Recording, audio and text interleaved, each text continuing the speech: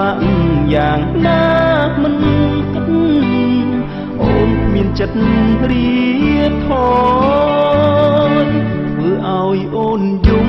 ឲ្យស្រីឈឺក្រមគ្រប់វិនាទីមួយលើកខ្លាយជាពីរក៏អូនអត់ទុំឲ្យដល់ពេលភ្ញាក់ខ្លួនចង់អបអូនជាមនុស្សចុងក្រោយតែគ្រប់យ៉ាងយឺតពេលទៅហើយត្រានត្រោយឆ្ងាយរ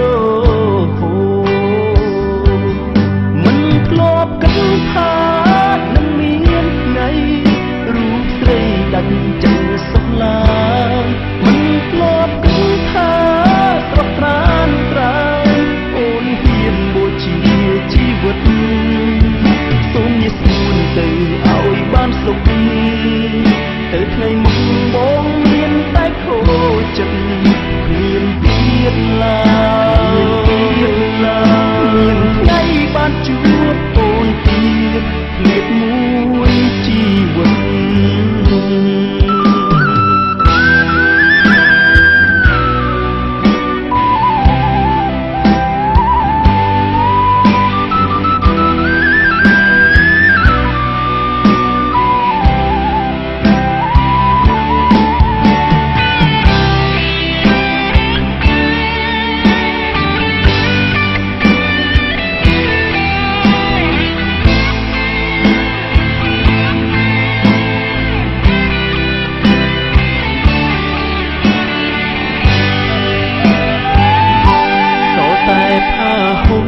បាត់សូនបាត់មុំ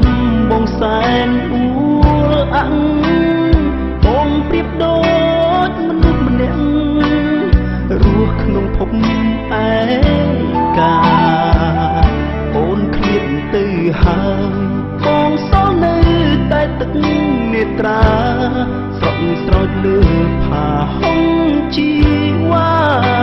បញ្ជាក់ប្រាប់ថាស្ដាយ